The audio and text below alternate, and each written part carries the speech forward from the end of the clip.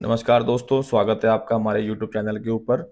आज हम बात करेंगे rapid fleet management service limited के आईपीओ की, जो आज 28 मार्च को एनएसई पर लिस्ट हो चुका है।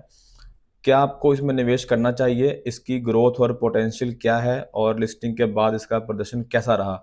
आज हम इस वीडियो में जानेंगे। रैपिड फ्लीट का आईपीओ 43 करोड़ 87 लाख रुपए का आईपीओ था, जो 21 से 25 मार्च तक खुला था। यह पूरी तरह से फ्रेश इशू था बिल्कुल, और जिसमें 22 करोड़ 85 लाख नए शेयर जारी किए गए थे। प्राइस बैंड की बात करूं तो 183 रुपये से लेकर 192 रुपये तक प्रति शेयर इसका प्राइस था। और ये जो सब्सक्रिप्शन इसका जो हुआ है वो 1.5 गुना से ज़्यादा का हुआ है। लिस्टिंग प्राइस जो आज लिस्ट हुआ वो 195 रुपये था, और लिस्टिंग गेन इसको 1.5% मिला है। हालांकि लिस्टिंग के बाद कंपनी ने 200 रुपये का अपर सर्किट भी लगाया है, जिसमें आईपीओ निवेशकों को 4% तक का ये आज रिटर्न दे चुका है। लेकिन एक क्वेश्चन आता है, क्या यह लॉन्ग टर्म के लिए सही है?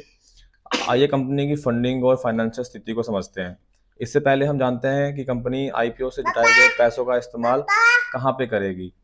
कंपनी 13 करोड़ रुपए का कंपनी जो है वो 13 करोड़ रुपए के नए वाहनों वाहनों की खरीद में यूज़ करेगी, और 19 करोड़ 12 लाख रुपए वर्किंग कैपिटल के लिए यूज़ करेगी।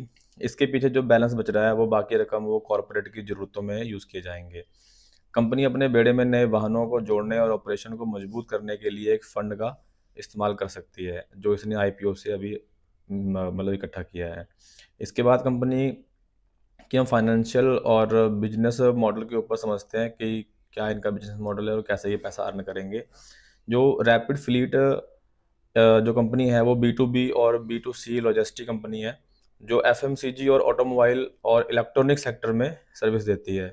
इनके पास में अभी करंट के अंदर 226 गाड़ियां हैं, और यह अपना खुद का मोबाइल ऐप भी एक ऑपरेट करती हैं, जिसके थ्रू ये कस्टमर के साथ में हमेशा कॉन्टैक्ट में रहती होंगी। कंपनी की फाइनेंशियल सर्विस की बात करें तो एफआई 2022 में कंपनी ने 114 करोड़ रुपए का रेवेन्यू जनरेट किया था, जिसके अंदर 3 करोड़ 40 लाख रुपए का इनका शुद्ध प्रॉफिट था।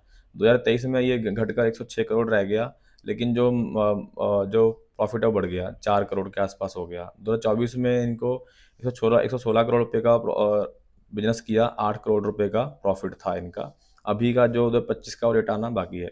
हालांकि कंपनी का नेट प्रॉफिट बढ़ रहा है लगातार, लेकिन जो इनका रेवेन्यू है वो थोड़ा सा ऊपर नीचे अभी देखा जा सकता है, जो एक थोड़ा सा रिस्की पॉइंट हो सकता है लॉन्ग टर्म इन्वेस्टर्स के लिए। अब क्वेश्चन आता है, क्या इसमें निवेश करना चाहिए? तो जो शॉर्ट टर्म जो इन्वेस्टर्स हैं, अगर आपने लिस्टिंग गेन में स्टॉक आपको मिल चुका है तो आपने तो 4% का मुनाफा कमा लिया होगा। लेकिन अगर आप लॉन्ग टर्म इन्वेस्टर हैं और आपको ये आईपीओ मिल चुका है और आप लॉन्ग टर्म सोच रहे हैं, तो कंपनी की जो ग्रोथ है वो अच्छी दिख रही है, लेकिन जो राजस्व में जो रेवेन्यू में जो स्टेबिलिटी नहीं है, तो थोड़ा उसके लिए आपको सोचना पड़ सकता है इसके लिए। कुल मिलाकर रैपिड फ्लीट एक बढ़ता हुआ बिजनेस है, आगे चल के इसकी डिमांड भी बढ़ने वाली है। लेकिन निवेश से पहले अपनी फाइनेंशियल स्थिरता और सेक्टर के जोखिम को जरूर को समझें। ऐसा नहीं हो कि आप बस कंपनी को देख के इन्वेस्टमेंट कर दें, आपको पूरा सेक्टर की एक बार इन्फॉर्मेशन लेनी पड़ेगी। अगर आपको यह वीडियो इन्फॉर्मेटिव लगी तो आप बिल्कुल लाइक करें इस वीडियो को और सब्सक्राइब करें हमारे चैनल को। ऐसे ही आप आईपीओ और स्टॉक मार्केट के अपडेट्स के लिए हमें सब्सक्राइब कर सकते हैं। Thank you.